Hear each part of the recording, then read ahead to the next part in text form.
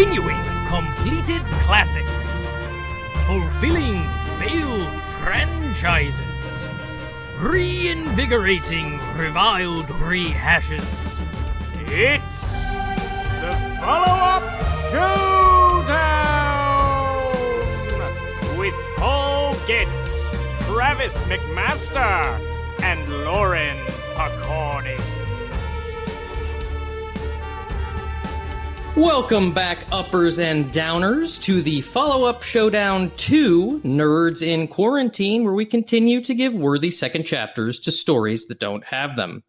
I am your host. My name is Paul Getz, and with me are the Bubbas to my Gump, my co-hosts, Travis McMaster and Lauren Picorni. Hi, guys.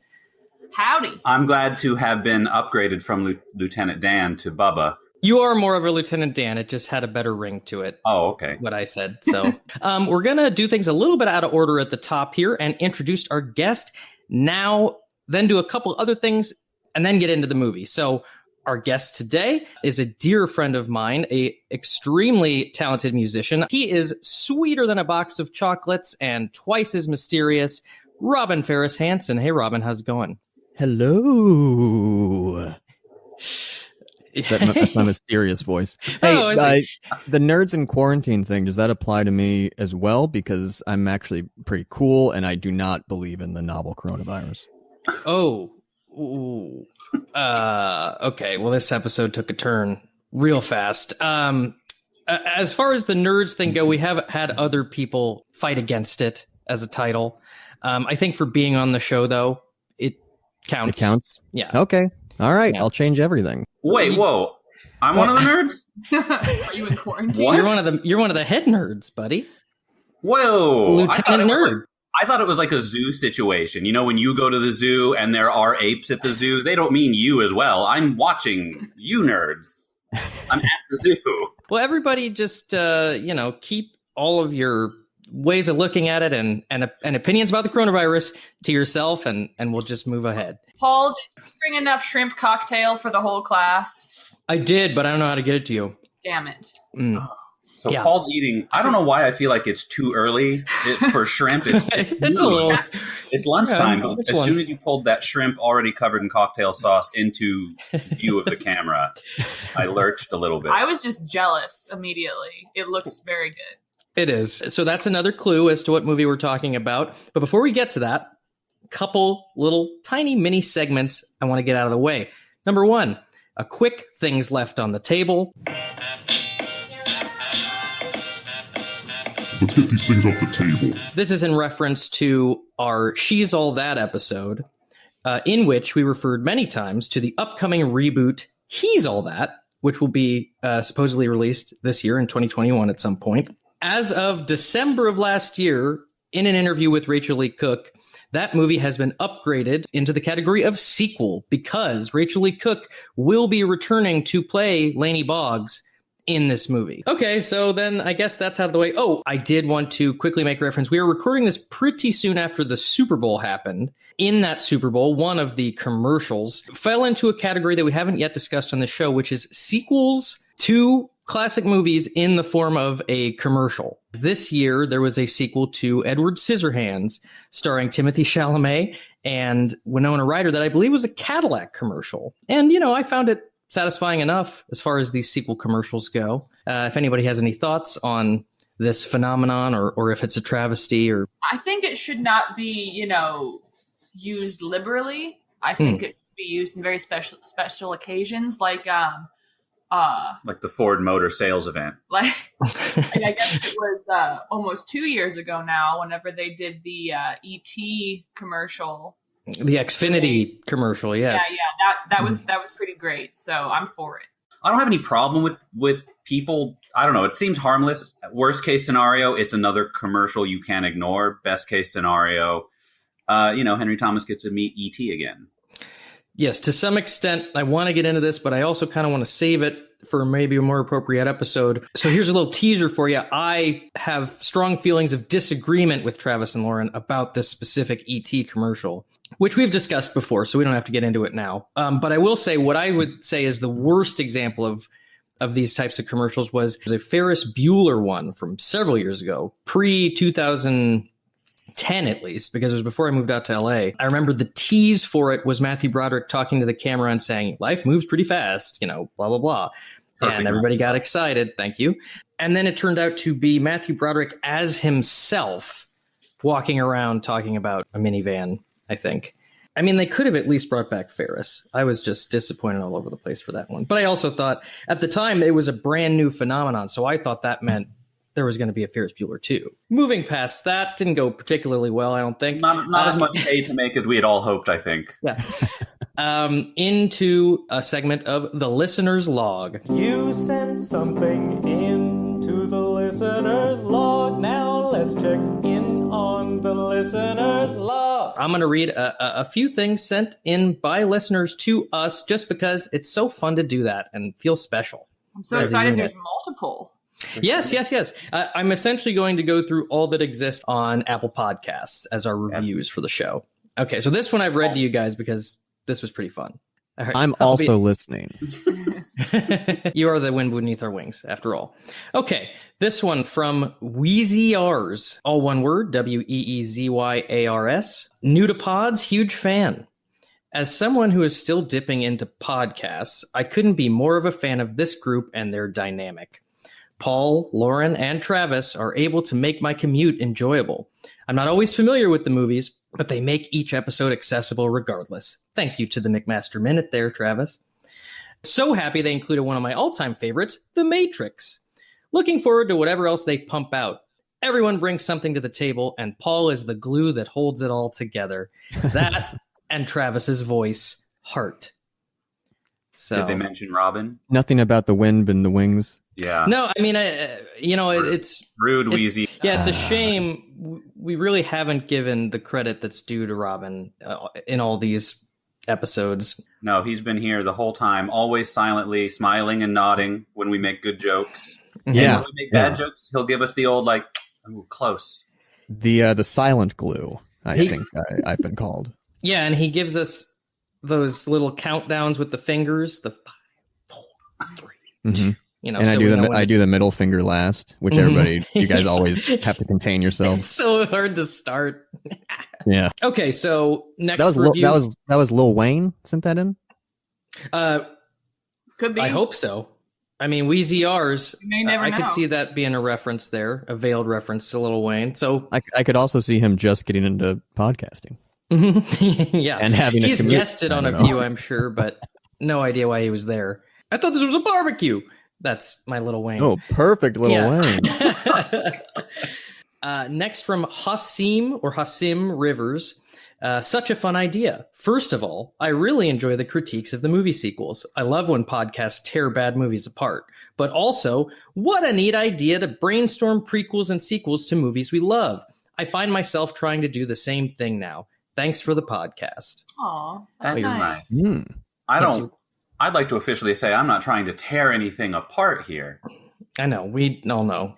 Just an even-handed critique. Sometimes those critiques, maybe they get a little rough, but that's just because I'm insecure and I want the laugh. It's not usually you that gets it rough. You usually like them. Yeah. Can somebody just isolate that sound clip and send it to me for my own personal use? What Paul you said? You don't usually get it that rough, but you usually like it. It's a sex joke. It's not my usual, but whatever. It's a weekend. Hey, we're getting dynamic. Finally. Next from the Ciabatta Kid. This podcast. I like this guy. Yeah. Or girl. Yeah. This podcast is so fun. This podcast puts a smile on my face. Paul is such a great host, and he should make every sequel to every movie ever. Aw. So, wow. Oh, is that it? Is the Ciabatta Kid done listing people they appreciate on the show? What? The Ciabatta? Ciabatta bread. It's delicious. Well, hey, I wouldn't know because I'm not, You're not going to win the Ciabatta Kid over to your side mispronouncing his name like that. Or her. Or her name. I'm so sorry, Lady Ciabatta Kid. It's just a kid, Hey, it's just some kid. If Ciabatta's listening, could they say something nice about my sequels? Yeah, Travis just wanted to say, can you leave another review saying the same thing except put Travis instead. Okay. My final review is a very special one because this comes from Kel Dev Presh. I happen to know this is a friend of mine, Kelly McDevitt. I would call her our biggest fan, or at least our most avid supporter. Every single post she likes. She is actively commenting on Facebook and Instagram. She's the only listener who has written in a different pitch she thought should have won. It was mine for the Grease episode. Who was she trying to take the victory Well, from? it was a tie between Lauren and our guest, Chris Newell. Okay, so two people. This whole segment is very pro Paul. So what happened is two people who weren't me won, and an individual wrote in to say that a third person who was not me should have won. Okay. But something that does pertain to all of us, Kelly is the person who got me hired at Press Juicery all those years ago, and ultimately the one who led to this dynamic. Thankfully, because that is where Travis and I met Lauren. Yeah. And I got hired, then Travis got hired. I got hired together. because I dropped your name, Paul. Mm-hmm. I got hired on the spot after that. You got hired because Cody was a mensch. Well, okay. He was, and I drank some of those juices. Oh yeah, plenty. That's right. Robin was, well, the whole time I was giving my interview at the job, he was smiling and looking at me. Counting down, I'd which like is to confusing. drink some juice served by that guy. Yeah. Just walking by as a civilian. That My, guy my. can handle the job. He worked here because that makes me thirsty. That was my experience too. Ooh, zing. We're working blue over here today. Oh, very good. Anyways, just a special thank you to Kelly for being so supportive. We will have her on the show. She's already picked her movie for next season.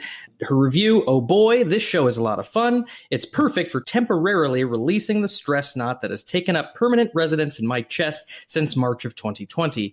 It's funny, silly, and you might learn a little something about the writing process along the way. Well, that sounds like it was a veiled comment about me. Thank you, Kelly. I appreciate that. We're done. We're done with the we have segments part of the show. Just trying something out there. We just wanted to make sure that after we read these positive reviews, we wouldn't get any more. Actually, I was hoping that we would. Please write into Apple Podcasts, like and subscribe, blah, blah, blah, all that stuff. Now, let's talk about the movie we are here for, 1994's Forrest Gump, a 6 Academy Award winning film, one of the 2 in a row for the great Tom Hanks, and a movie chosen by Robin. Maybe you want to talk a little bit about why that is. About why? So I had actually just rewatched Forrest Gump for, I don't even know how many times I've seen it. I'm going to say maybe less than 10, more than 5, somewhere in that window. You know, I'm talking 6, talking 7, maybe 8. It's a fascinating inner experience to watch Forrest Gump. I don't know that it has a genre. I don't know that there's anything else quite like it. Its problems are so obvious. It's like right up front, but also then you're crying and laughing, and I can't settle, no matter how high the levels of cynicism are in my body. I've never been able to defeat Forrest Gump, the movie watching experience. Always kind of just, pushes all that dark stuff down.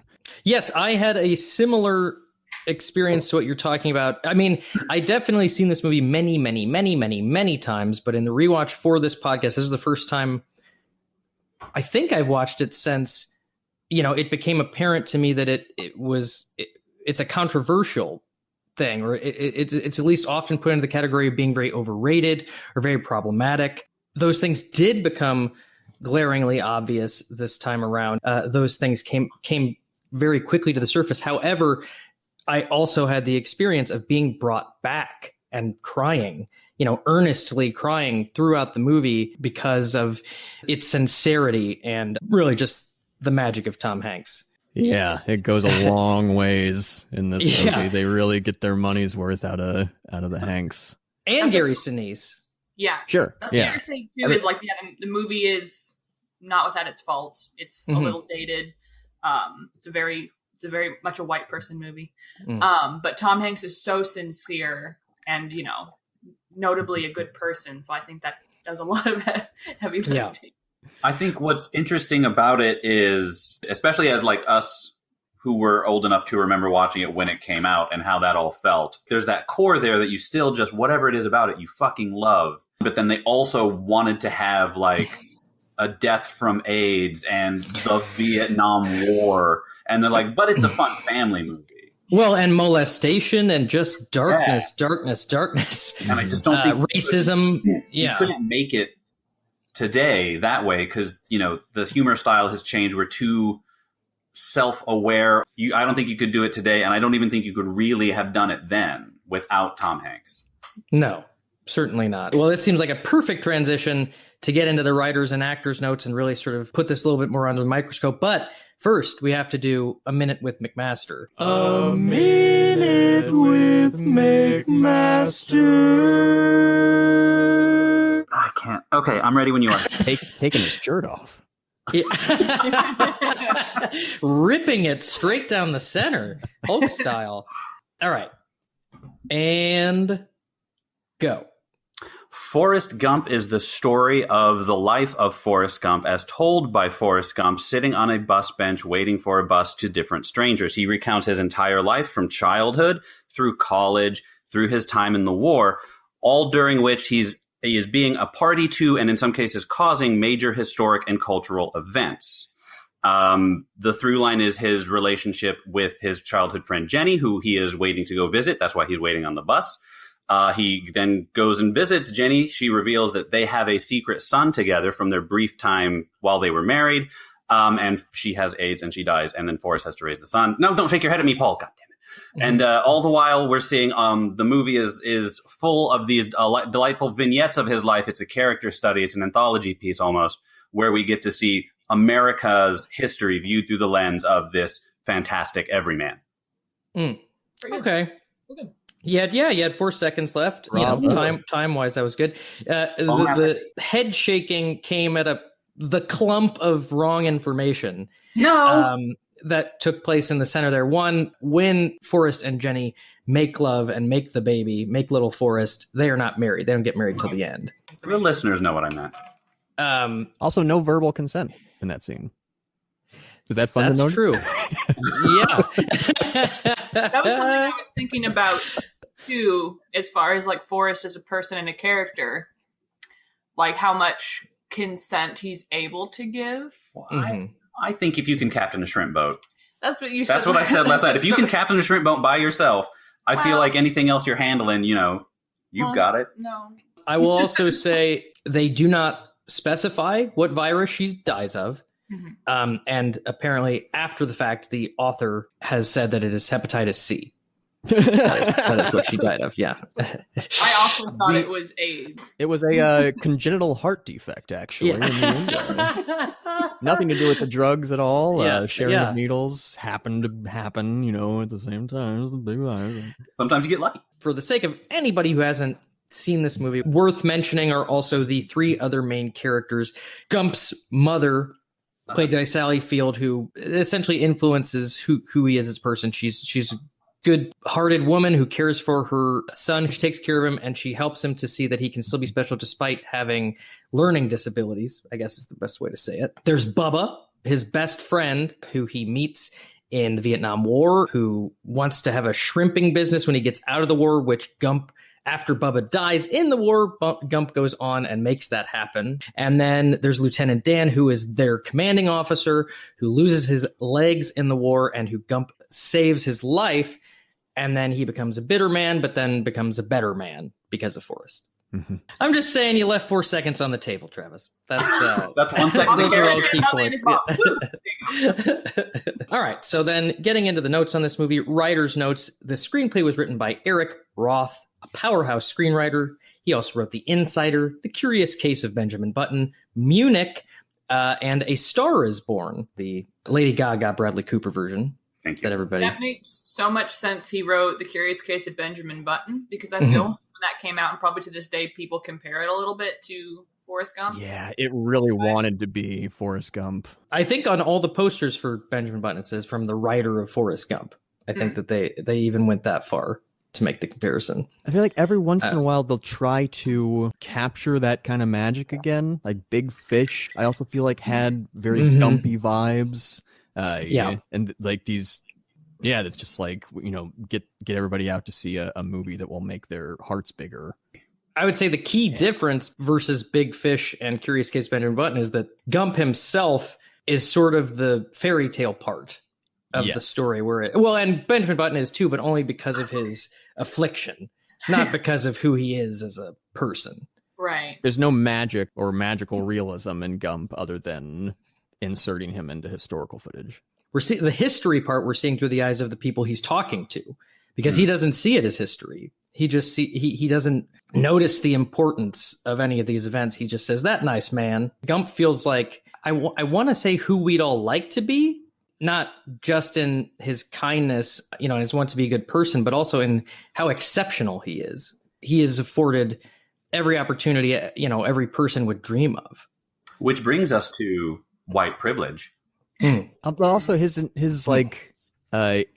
intellectual shortcomings, like they don't ever put a name to it, which I think is good because, like, aptitude wise, like Travis was saying, he is obviously very capable, as he gets older, but it's almost like it's not a story about someone, with a disability as so much about almost like Benjamin Button-esque, like a kid that just never grows up. Like he's a little boy when it starts and he's a little boy when it ends. Yeah. And that like childishness in him, I think, is what makes it so appealing, that through all this darkness and these things that most of us as we get older just gets kind of like harder and heavier to square ourselves against.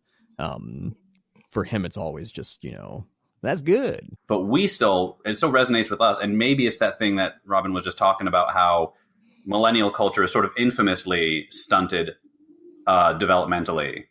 Like, we still like all of our toys and stuff. We weren't really raised to know how to fix things and stuff. We still say adulting, and that's something that everyone hates now. Whoa.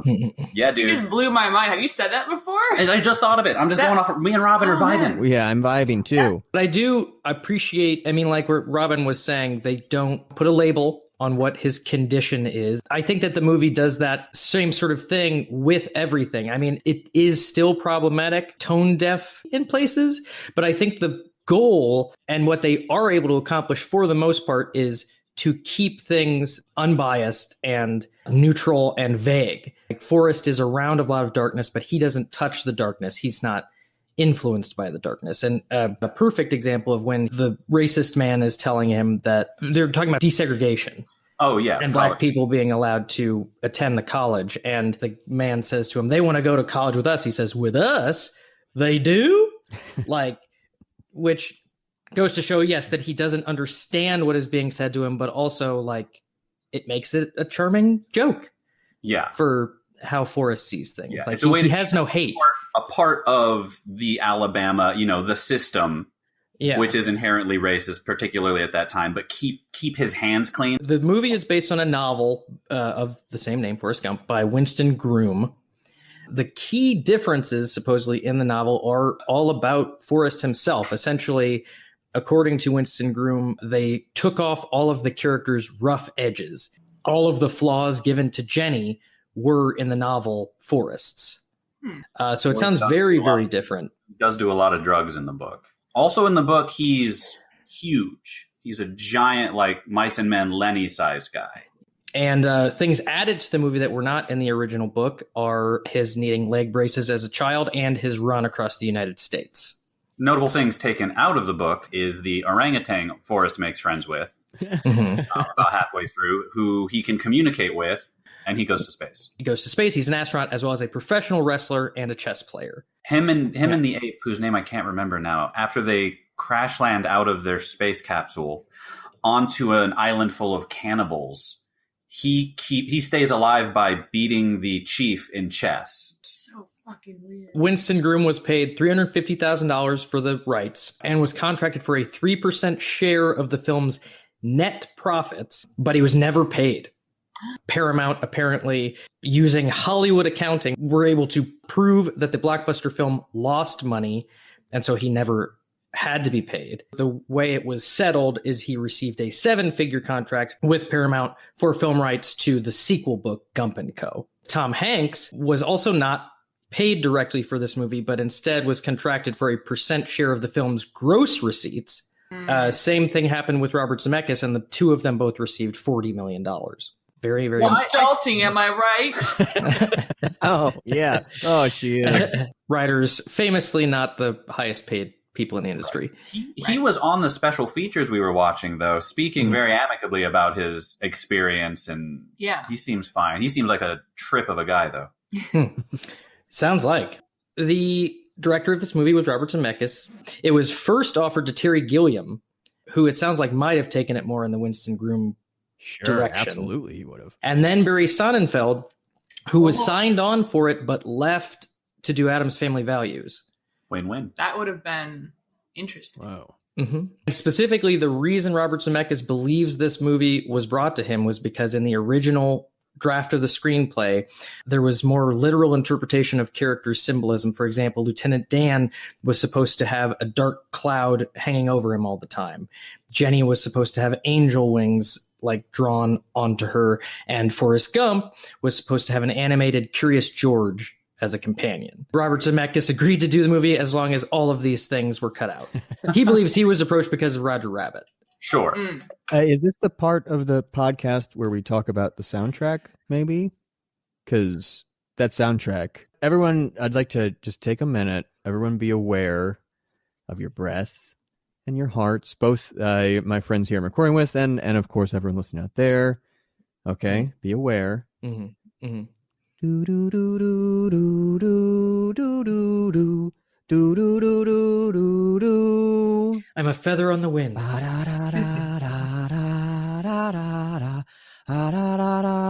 Right? It's like, oh yeah. Mm-hmm. The movie without that music, I can't imagine it. It drives it so far home, that feeling of like spiritfulness or whatever. And safety. That kind of lets you know that even though you are going to be dealing with some heady stuff, you're going to be safe and okay the whole time. Mm-hmm. Yeah.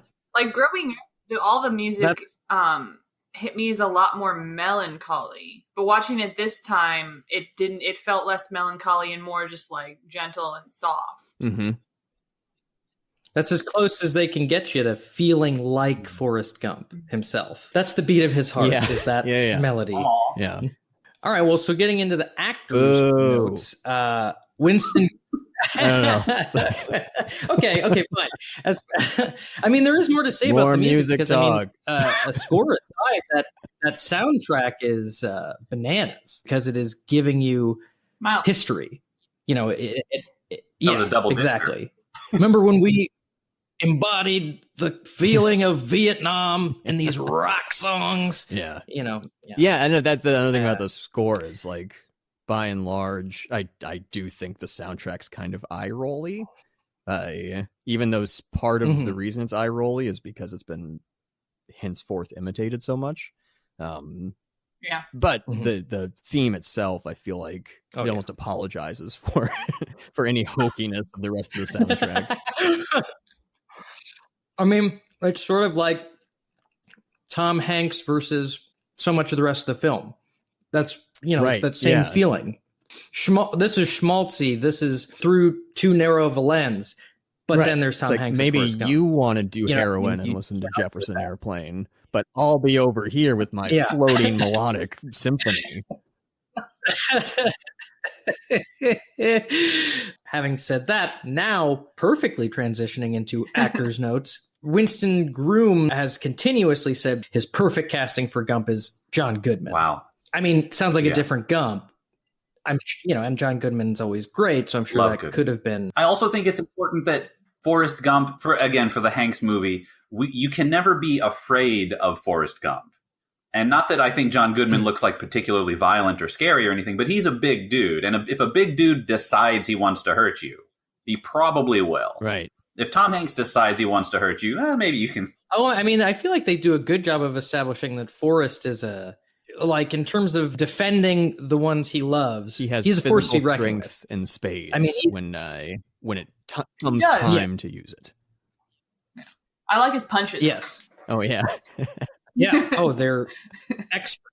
They're like robot punches. He like pulls all the way back. Complete range of motion. Yeah. Okay, so Robert Zemeckis' first choice for this role, this blows my mind, was Harry Anderson of Night Court fame. From Night Court, Cheers. I know he wasn't able to do it because of his commitment to the CBS series Dave's World. Anyway, he didn't get it. Robert Zemeckis' next choice was Bill Paxton, but the studio demanded somebody with more star power.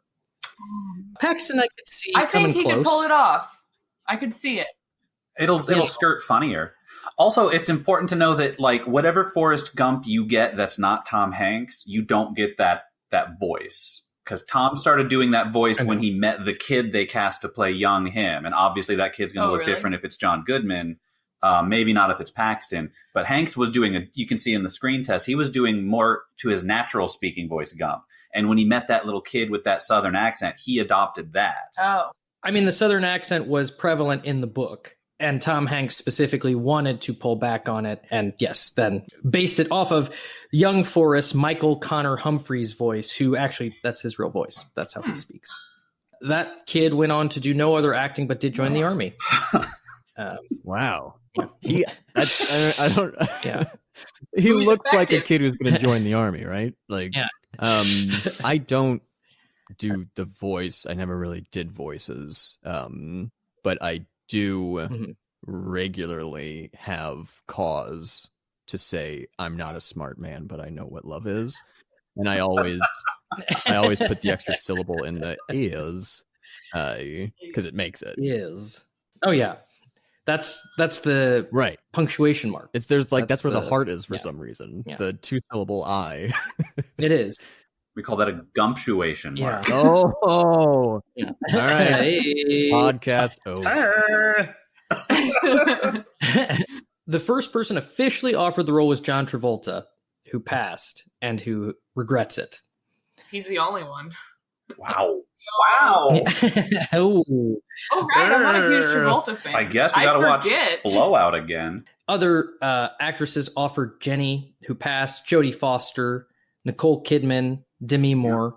This movie is so iconic, it's hard to imagine anybody else in any of these roles, but like that one in particular, I just don't see anyone working quite as well as Robin Wright. She has that sort of like soft heart. And I don't want to, I guess so, but I want to, the word I want to use was like haggard. She looks heroin chic is she's got that, that cool gauntness in her. She looks, it's going to sound maybe wrong to say, but she looks abused. She looks lived in. She looks well, but and not in a way where it's like abused. We started with haggard and have gone downhill. Well, I think that's like what you see is like a testament to good, subtle movie makeup. Because I was, by the end of the movie, she looks older than she does at the beginning. And I think she looks more at peace. Also, it occurs to me that her character was sort of never a kid. Like her character grew up very young and then stayed grown and is best friend with this forever child character, which is kind of a cool balance and a cool thing for me to notice. Yeah. Did you all? Did you all know of or watch the deleted scene? Yes, I have a note on that. There's a deleted scene in which Jenny kills her father by essentially aiming the mower at him. And they cut it because they felt that the audience wouldn't forgive her. I feel like we would have forgiven her. Yeah. I think it would have been very difficult to separate knowing that much pain is also inside of her on top of everything we have. I think it would have been hard to come back from that and even ever think of her as at peace because that's just inside of That's her. true. Also, it's already a long film. True. Yes. Like, you can only pack in so much like emotionally devastating material. I think it's a subtle but effective thing to only really show her father from like, never directly. We're not sure what he looks like. Only that one scene, because it's like it sort of shows you how Forrest sees it. He mistakens his abusive ways for love. So I think it works for that story and that pain Jenny has. This time watching it through, I really did see it more so than I used to as like, it's the story of Forrest, but it's the story of Forrest and Jenny. I mean, we're on her journey as much as we're on Forrest's. We just get it through his perspective. You're going to get the peas and the carrot. As long as we're on Jenny, can we talk just briefly about the portrayal of the Black Panthers in this film? Yeah. I feel like of all of the, there are a lot of racial complaints you can make about this movie, but a movie that really is remembered as a film that captures these historical characters and moments in this wider context, really diminishing to the entire movement of the Black Panthers. Basically just makes them dudes in funny clothes that can't stop preaching at you. Just walking into conversations, arms akimbo, shouting. Just so cartoonish. Yeah. It's silly, like the John Lennon interview scene where he's just quoting Imagine. And it's but John Lennon wrote songs. It's okay to make him look silly. You know it's what I mean? not like Jenny even talks about what she's doing with them. You don't know why she knows. Well, she's with the guy who's weekending with them. Yeah. It felt like the writers wanted to include, they're like going through all of the historical beats that should be in the film. And they're like, well, we really got to get the Black Panthers in there. But that's going to be like a line to toe. Like, let's make sure we stay on the fun family side of it. There was a scene that didn't get shot where Forrest's father, when you see him in that Birth of a Nation clip, rather than that being the only thing you see, you get to see him as the KKK was going through like a lynch mob. He falls off his horse into the mud, which in the dark confusion makes him appear to be black, and then he gets lynched by his own KKK. Wait. Okay, well, first of all, that's not Forrest's father. That's his whatever who he is, or not his grandfather or whatever it was. Well, but that was a scene that they shot. There's footage. It was written. I think they ran out of time. It was like that's what it was. It was storyboarded, but they were like, "Hey, we don't have time for this. We'll just have him on his horse, and then we'll cut him into a scene from Birth of a Nation." So that wasn't even planned originally. So on the Blu-ray, there's footage. God, they cut that out. Of Tom Hanks describing that scene to the person he's talking to on the bench, which was the black nurse. Yeah. It's so weird. A whole other weird kind of tinge to it. So thank God that didn't get filmed. Yeah. But it's already weird enough that he's saying that he's descended from this Klansman to the one black person. The one person. I think they were trying to show, that Forrest is blind to these kinds of distinctions. It feels very 90s attempt at being politically correct. But I think Travis is right that there was at that time this sense of progressivism is colorblindness. The less that you can be aware of race, the least racist you are. I think that must have been what they were going for, even though it just doesn't age well. Well, I have more actors notes, but I mean, we can. I'm just gonna abandon them and we can go free. Because I want to talk for a second about the people listening to him on the bench. I took special notice of them and their varying reactions this time. The first one being the black nurse you referenced. I appreciate that her form of listening to Forrest is more in line with what I think most of us would do, which is try not to listen to him because he's a strange seeming man rambling on a bench. In fact, on this viewing, the first thing I said after he starts talking, I just went, oh, I would hate this. If I was sitting down and this dude just started in like this, I might get up and go find another bus or something. Further credit where credit's due to Tom Hanks as far as this goes, because I think that what you're supposed to gather from her is that she is so compelled by how interesting the story is that she does eventually start listening before she has to go catch her own bus. Trying to put myself in that situation, I'm thinking these interesting points of him being involved in historical events would just make me further assume this guy's a liar and crazy, unless it was Tom Hanks as Forrest Gump doing it. His sincerity is able to push through all sensible barriers of, really, this is a crazy guy. Like, this is a crazy guy on a bench when does anybody I think want to talk that to is actually more a reflection of Southern culture. I think in the South, particularly at the time Forrest would have grown up, and most likely even into the 80s, it's not uncommon to just begin speaking to anyone for great lengths of time. I'm calling you a snobby Yankee. I do think I'm also calling you that. I do think that the moment when he's sitting on the bus bench next to somebody waiting for a bus and reveals that he was an early investor in Apple and now doesn't ever have to worry about money again. I think if I was sitting on the bus with him, that's where I'd be like, okay, fuck you, dude. I think that's why that guy got up and left. Yeah, it's pretty close to when the really? The bald guy walks away. We were sitting next to a millionaire. Right, yeah. That guy. Yeah. And the woman who stays only stays because she doesn't believe him and thinks he's an adorable child. Or she wants some of that money. But what doesn't compute about that to me is I don't understand how you could get that far in listening to Forrest and be like, I buy it, and then go, I don't buy it. It's also, it's something that, like, of all the other, like, complaints I could have against Forrest Gump, like, it does kind of bum me out that he winds up rich. Just because I feel like it's an American story. It's kind of an American dream story. And it just felt like kind of just like a false resolution. Like, walking away from the movie, I'm feeling like all this friendship and family and love. But then, like, part of all that is, and everybody in America gets rich, no matter how bad things are. It's like, well, that's not true. That's another very boomery mentality, pull yourself up by your bootstraps.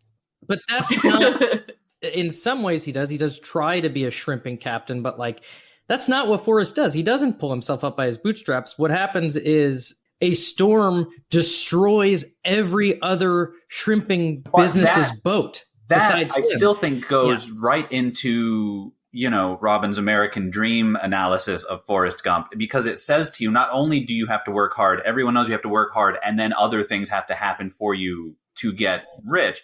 But God is on your side, Christian nation. God will send a hurricane to destroy your enemies. And just because you are so pure of heart and just hardworking and gosh darn good old-fashioned Southern American, you will succeed. And then bonus prize, Apple. Yeah. Well, and then the other thing about the wealth is, like, in terms of the role it plays in the movie, it doesn't really have one. He's able to, basically it allows him to go on his run across America. It doesn't do anything because it doesn't matter in America. It doesn't do anything for you. You can still just want to mow your lawn and live in your childhood home, but you need to make sure there's a lot of zeros in.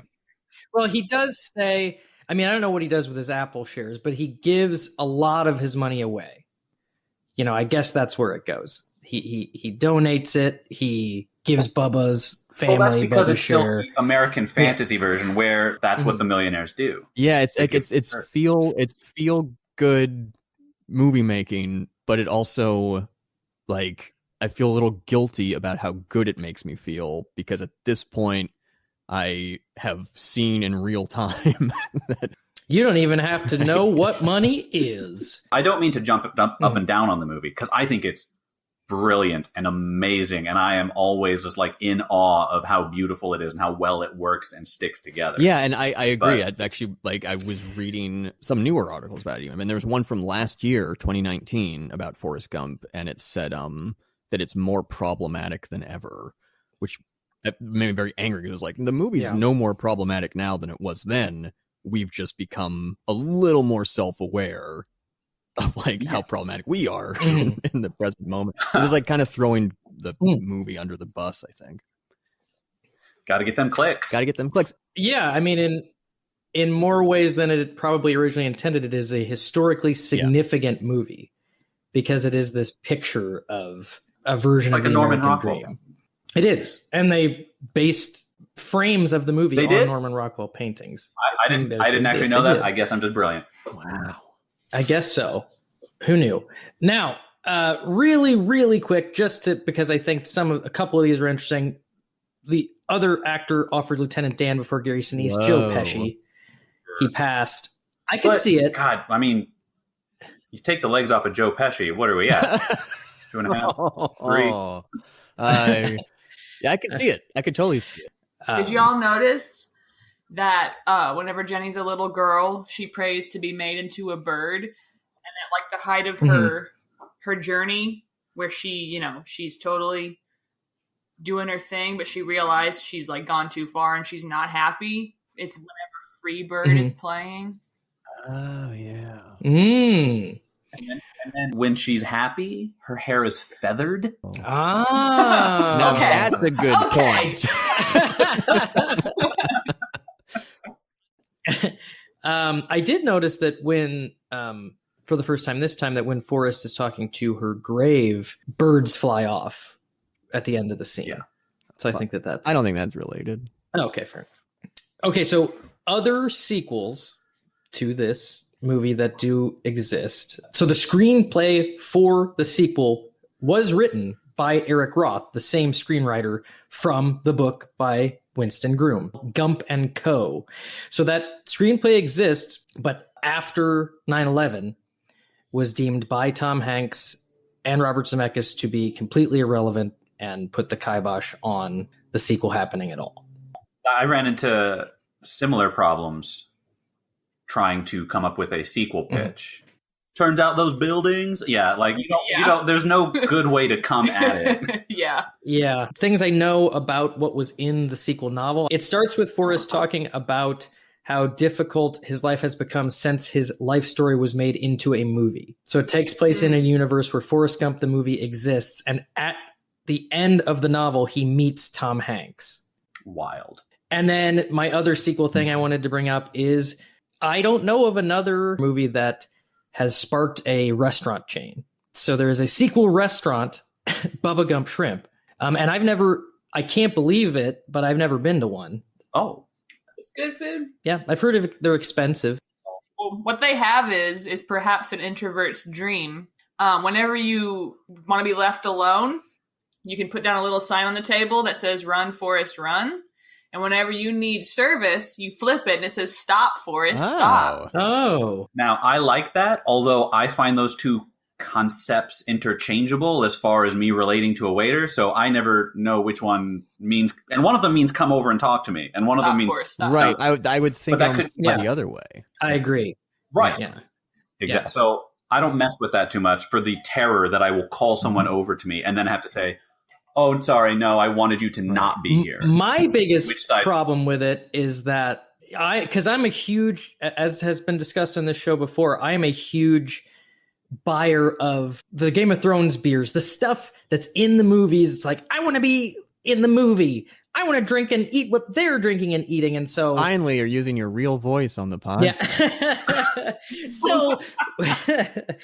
So when something like that happens, where like the concept is bringing the movie into the real world, but then when they do stuff like Run, Forrest, Run, which has nothing to do with the shrimp company part of the story, it ruins it. The fourth wall just comes crashing down. And all of a You're sudden... going to hate what they have playing on the many TVs in every one of these restaurants. It's Forrest Gump. Queued up to different parts of the movie, playing on because a loop. I didn't notice that. I have heard that they always have a bench, in a with like bronze shoes. But I would assume, they gotta have, because there's that scene of them listing all the different kinds of shrimps you could have. Gotta be a lot of kinds of shrimps, right? It's not just okay. Yeah. But listen to that list again and try to ask yourself how different those dishes could possibly be. Yeah, I'm so shrimp hungry. sandwich is in there. Right. Shrimp on bread. Yeah. Right. Carboto breath. Okay. Ciabatta? What is it? Ciabatta. All right. So then getting into the questions, should this movie have a sequel? No. No. No, absolutely not. It does not need one. I agree. Robin, how wrong is what we're doing today? Huh? Or right? What? Should it have a sequel? Yeah. Yeah, it should have a sequel. Everything should have a sequel. I like that attitude. Of course it should have a sequel. You watch the movie and you like it, and then it ends, and then there's just nothing. Guess I'll go back to work. Because the movie's over. Yeah. Should I talk about sequel ideas? Okay, well, no. Not yet. Okay, never mind. Next question. Get it under control. If you're You're the if glue, you're going to Paul. do it, oh no, I'm disappointing Lil Wayne. Okay, so then if you're going to do it, sequel or prequel, what's the sweet spot? Sequel. Wow, what would Okay, what would a prequel be? yeah, I guess we already got It this. Boring starts as hell. Mama's story. Find out about Mama's youth, Oh yeah, what was she like during the World War? Yeah. the plantation, and all that. You could have like a side quill that's like Jenny's perspective. I toyed with that. True. Yeah, I thought about that Yeah. too. That's why I brought it up. But then I feel like we got so much of that in, Yeah.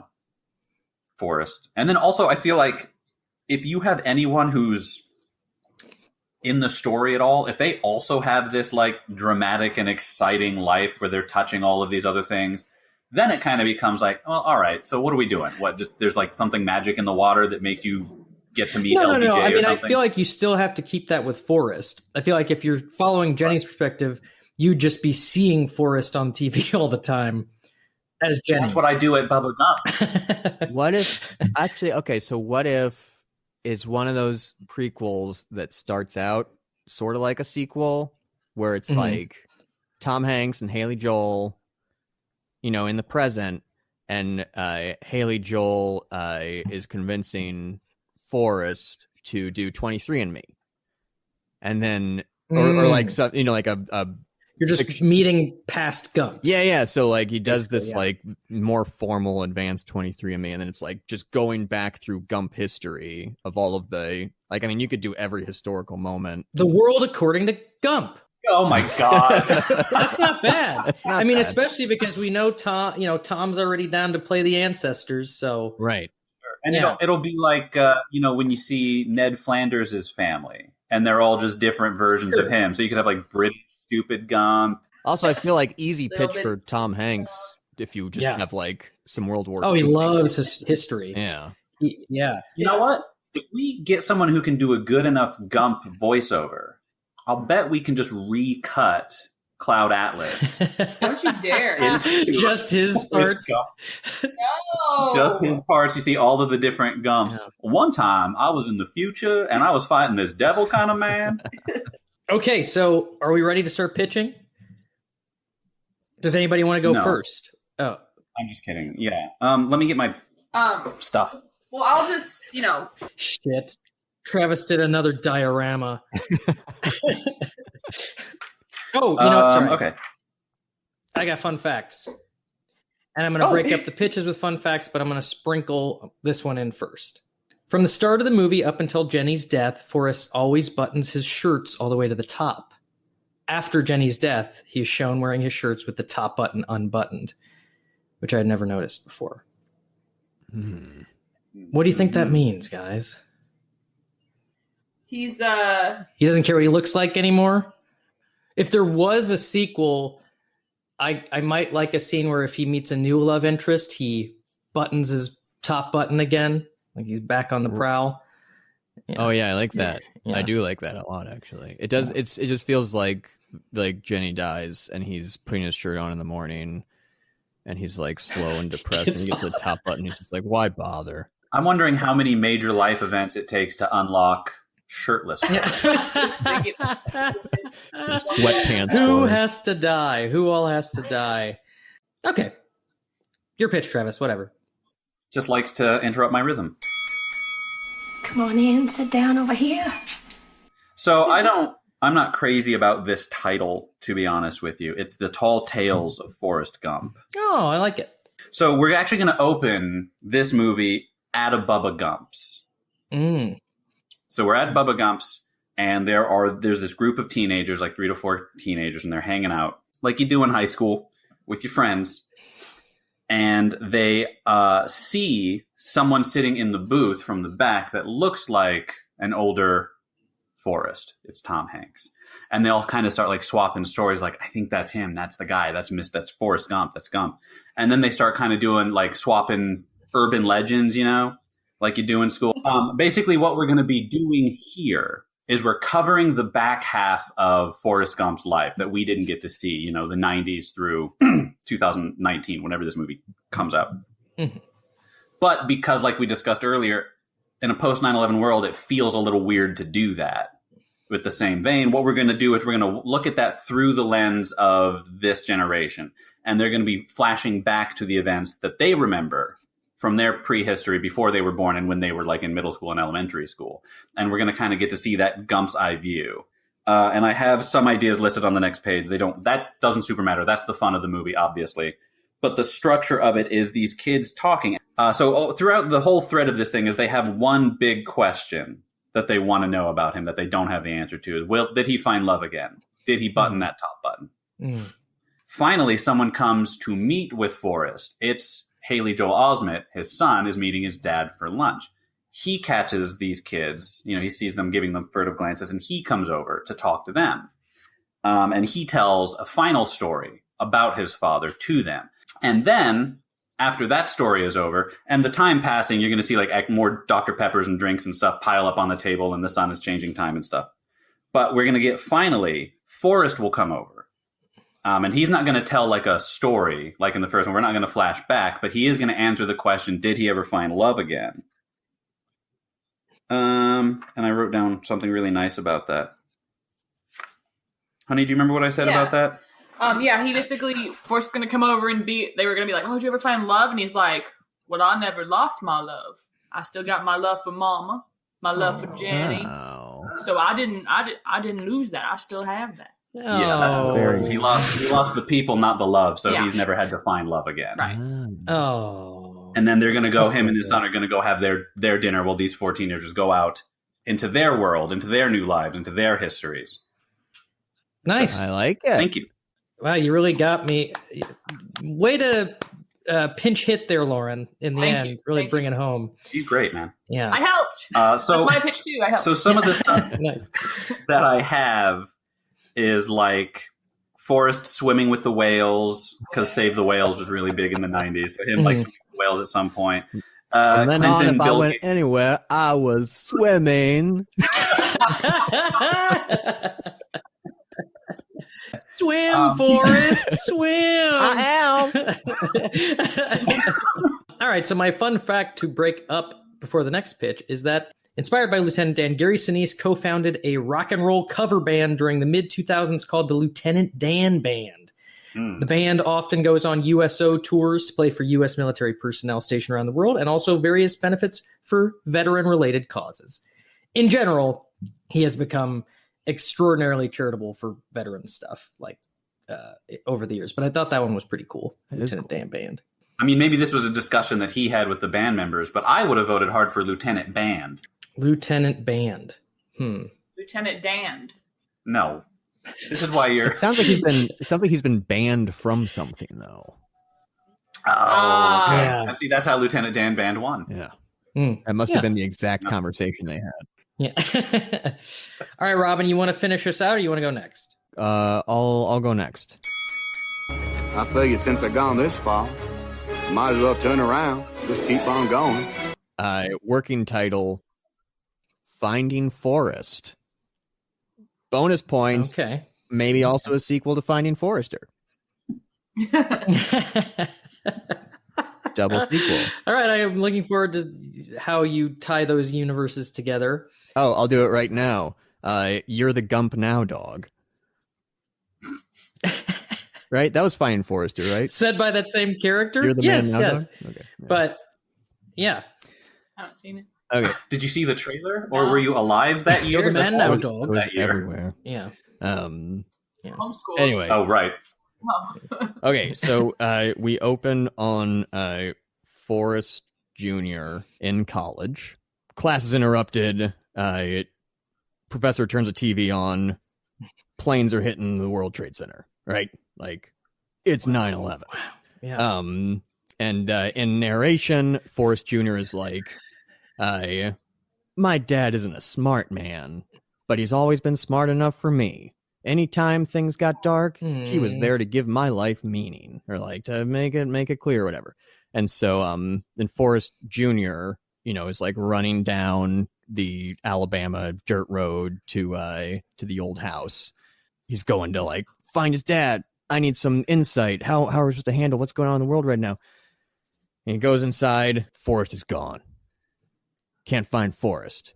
There's no sign of him except for his Nike running shoes box is open on the floor, and his running shoes are gone.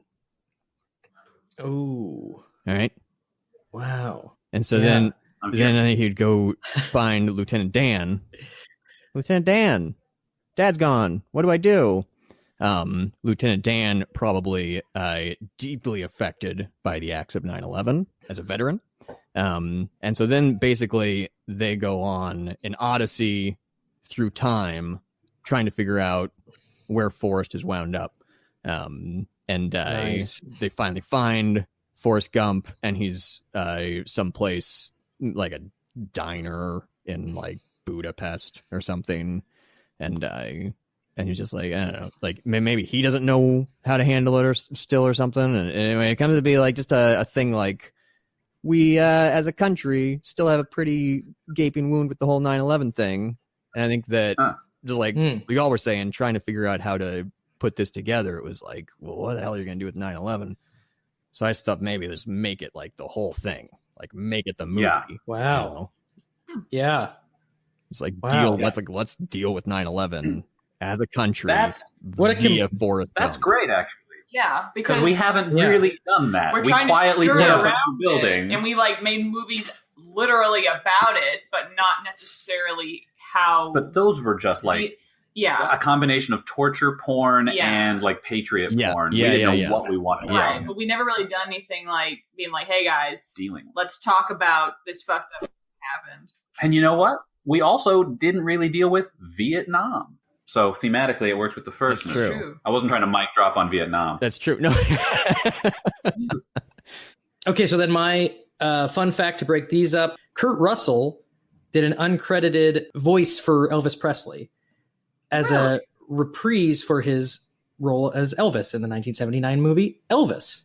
Wow, that's cool. Okay, well, here's my pitch. Thought I'd try out my sea legs. Well, you ain't got no legs, Lieutenant Dan. Yes, I know that. Little Forrest, Haley Joel Osment, and he's as an adult man, talks to his therapist about growing up as the son of Forrest Gump. So that is the sitting on a park bench of it. Is Haley Joel Osment's narration talking about his life growing up as Forrest's son, about how he could never live up to this man who has accomplished so much, and how he could also never fully relate to the way that he saw the world. How he's always been caught halfway between wanting to be exactly like his father and loving him, but also resenting him for his effortless success and happiness in life and his ability to be oblivious to so much of the world's darkness. So he's prone to depression, much like Jenny. Forrest Jr. recounts stories from his own youth that contain historical events which his father, of course, unwittingly involves himself in and or causes. The only one I have written down is the O.J. Simpson trial, which I know was planned to be in the sequel somehow. Forrest was going to be in the back of the Bronco, right? Yeah. That's what I had heard. Oof. Yeah. I mean, that works for me very well. Funny. There's also a story in there about him, little Forrest, playing Pee-wee football, and there being an incident where Forrest Sr. saw his coach smack him in the head or something, and then Forrest goes and beats up the coach, Forrest style. Nice. Big, long punches, elbow way back. Yeah. He also tells the story of when he learned that his own negative influence could affect his father's behavior / outlook on life, just like with Mama or Jenny or Lieutenant Dan. And from then on, he's felt the pressure of being held to his father's impossible standard of kindness and often feels ashamed when he falls short of it. By the way, Lieutenant Dan is also in some of these flashbacks, encouraging little Forrest to appreciate his father and recounting his own journey with Forrest. So, about halfway through the movie, Forrest joins his son in therapy. As they continue to tell stories and fill in the background, Forrest tells his son that he wishes he could give him his own happiness and that he would, all of it. After therapy, the two men talk and Forrest says, "I loved your mama more than anything in the whole world. She was an angel, but she spent her whole life running away from me, and I don't want you to do that too." Little Forrest assures his father that will never happen. How old is little Forrest here? A full-grown man. Okay. This is like still modern Haley Joel Osment. Little Forrest? Mm-hmm. Okay. Or Forrest Jr. Okay, all right, just checking. Yeah. He is a small-statured man. Haley Joel Osment is? That could add to the resentment, too. Yeah, he's stubby. Oh. God. Does he look lived in? You son of a bitch. You know what? Yes, and it adds to the character. All right. Here. I love how Haley Joel grew up. I love his aesthetic. Yeah. I like his vibe. Obviously. We jump ahead years later. Little Forrest is married with a daughter of his own who adores her grandpa Forrest. We follow things through the death of Forrest Sr. and the heavy effect it has on his son, who sees it as the last bit of good leaving the world. The end. He makes it through, and in the end, I'm basically there. He makes it through, and in the end, we see that Forrest lives on in him and the things that he'll never forget that his father taught him. That's and why this is he's called, lived in. and this is called Forrest Gump 2 TOO. Oh, that's pro. I'm really sad just hearing you describe the pitch of the movie that Forrest Gump dies in. I know. So- I mean, but I think that surfs the same waves as the first one. I mean, I cried. I've seen this movie so many times. I think I cried 4 or 5 times watching it again the other night. Okay, well, what's the biggest one? Oh, grave. When it hit you? Grave scene, right? The grave. Whenever he says he's so smart and he breaks. He's so smart. Yeah, oh my God. Yeah, that's the That's worst. tough. Talking about his son. Oh. Well, and when he asks, is he smart or is Oh, he, God. Oh, yeah. I mean, Yeah. I'm sorry I brought this up. all the way through. And then Lieutenant Dan has his legs back. Oh, yeah. Oh, that was supposedly Nice Tom wife. Hanks's favorite scene, the magic legs. Great. So, shall we vote and then move on to lighter fare? Yeah. I guess I won't vote because I feel like that'll throw off the balance. How well, you can be our tiebreaker. Okay, I'll be a tiebreaker. Yeah. How in your film, Paul, how exactly does Forrest Sr. die? Oh, of old age, natural causes. Oh. I mean, it's like a deathbed scene like Mama, but not. I mean, maybe it's cancer, but he's definitely Is that set in the future you know, then? old. Are we Like, you seeing get to future see- events? like Forrest Sr. lives with them, let's say, and the granddaughter loves having him around, and then one day he's out gardening and falls off the mower or something like that. Like, So he and goes then- out like the Godfather. Well, but not like he doesn't die right then and there. It's like then cut to, oh, there's something wrong with him. Oh, he's bedridden. Oh, Okay, so we are going to be seeing this is going to be our goodbye. Like Sally Field style. Yeah, like, I mean, and I would say it's kind of like the way that the first movie is structured, where the bus thing basically takes you to the third act. Right. And then so the therapy takes you to that point, and then the third act is the future. Forrest will be on his hover mower. It wouldn't work because it's off the ground. Yeah. That's very That's funny. all. That's all I could think about. I wasn't saying anything. Yeah. I was deep in thought about how a hover mower would work.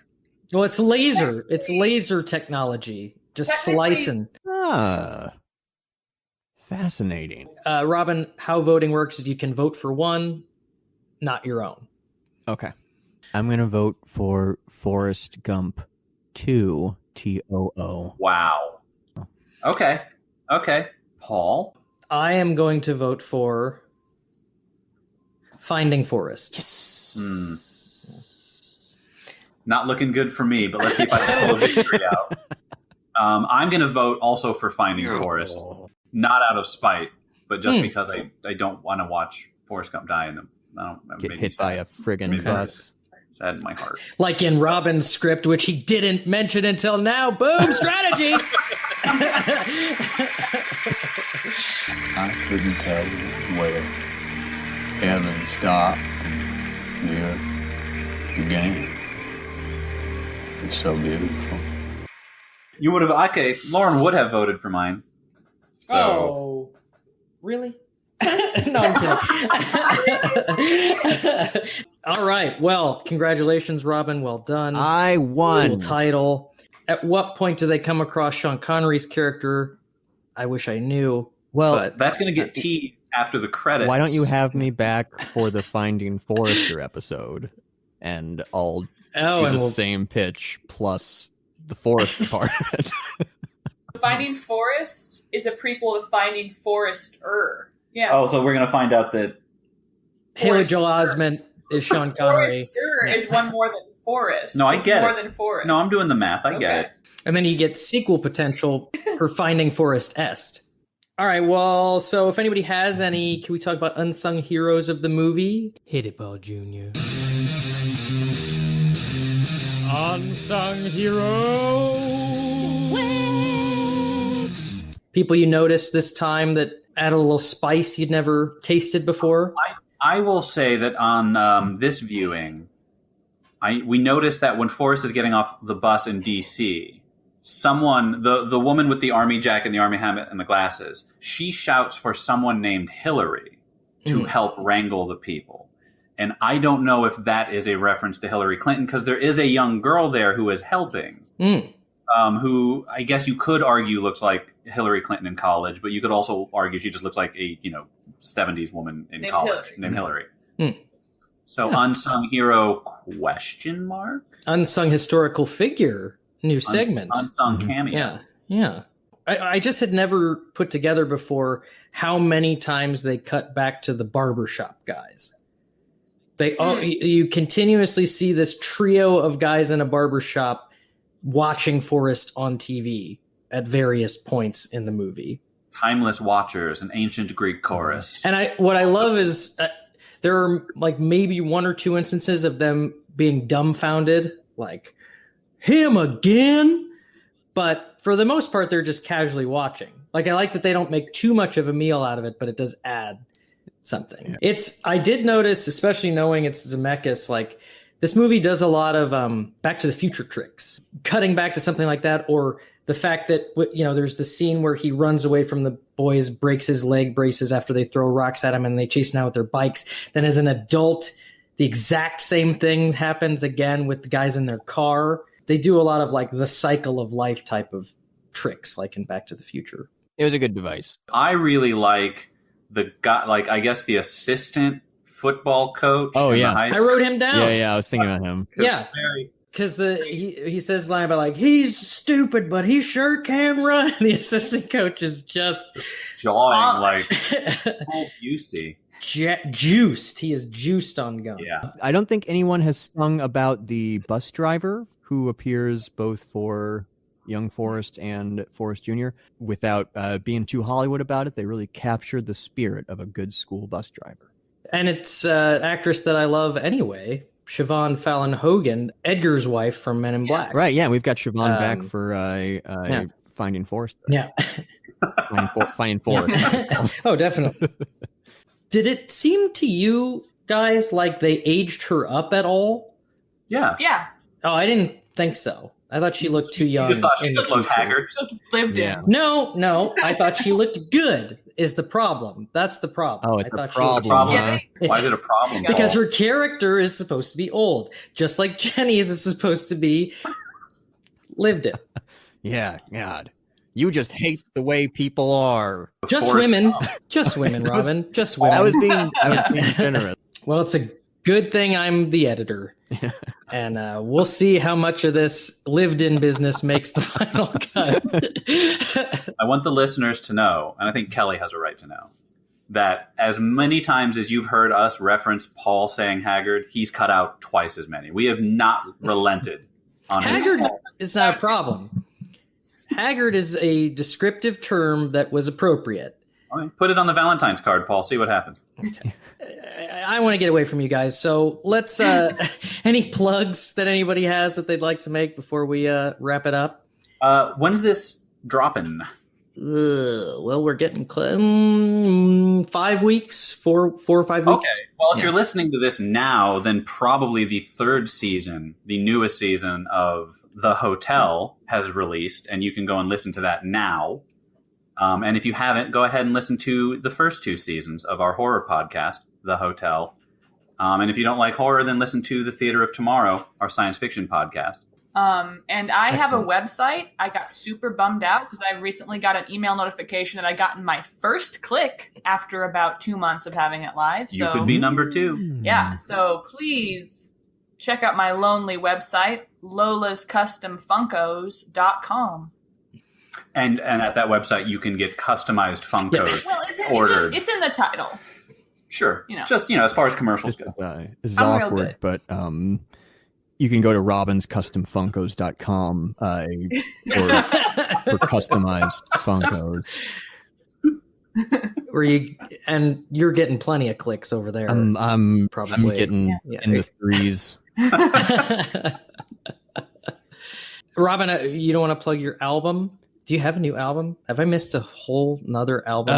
No, you have not missed so a whole nother album. But I am working on something, and I'll maybe you can have me back once it's launching, because it's not available at the moment in any way. What about I didn't even know you had albums. Where can we find your stuff? Cried So Hard the Cops Came is available on, if you Google it. Actually, no, it's not available there. Cried So Hard the Cops Came is out of print. But if you go to robinfh.com or bogdan.com, at some point in the future, there'll be websites there for my new project. I have a rare plug. It's for a place in Los Angeles, specifically in Eagle Rock, Galco's Soda Pop Stop, which I'm sure many people are familiar with. I went there and got the Zagnut bar for the Beetlejuice episode. I also went there today to get a bottled Dr. Pepper for this episode. The lovely man who owns the place told me that they were out and that there's been a shortage of bottled Dr. Peppers. I decided not to listen to the soda expert, and I drove around silly-nilly trying to find one. And even at haunts where I'd seen them before, it is gone. So, and as a favor to the listeners, I didn't mention this till now because I knew that the full episode would become about the Dr. Pepper shortage crisis. So we all have a lot. We can talk about that now off mic. Yeah. They also have sandwiches at Galco's, right? Yes, they do. They just brought those back kind of recently. I actually got one for Kim. I knew I was going to be eating shrimp, so I didn't get one today, but I'll get one soon. Just like if we're going to be plugging local food, I currently am living in East Alton, Illinois, riding out this pandemic here. So I'd like to plug getting food from grocery stores, because there are not restaurants here. I mean, is that enough fun color for your outro, Paul? Yeah. Real quick, let me mention that the last place I checked for the bottled Dr. Pepper was a delightful little sandwich shop, Mario's Italian Deli, where they have bottled sodas in addition to delicious sandwiches as well. But they didn't have it. Oh. I didn't. Well, I ended up having to settle for a plastic 20-ounce Dr. Pepper, which, by the way, the combination of shrimp, cocktail sauce, and Dr. Pepper is odd. That sounds odd. Yeah, but I did buy a bottled 7-Up at Mario's just so I was still giving money to Dr. Pepper 7-Up. Did you know that the only difference? Because they're a great company. The only difference between cocktail sauce and ketchup is it's like a placebo effect. That's not true. No, it's not true. There's vinegar or something. Yeah. Man. Okay, and that's our outro. I was so ready to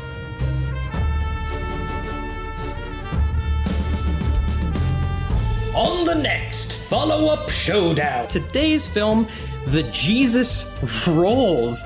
We've got Tony Vinci and Travis Ray.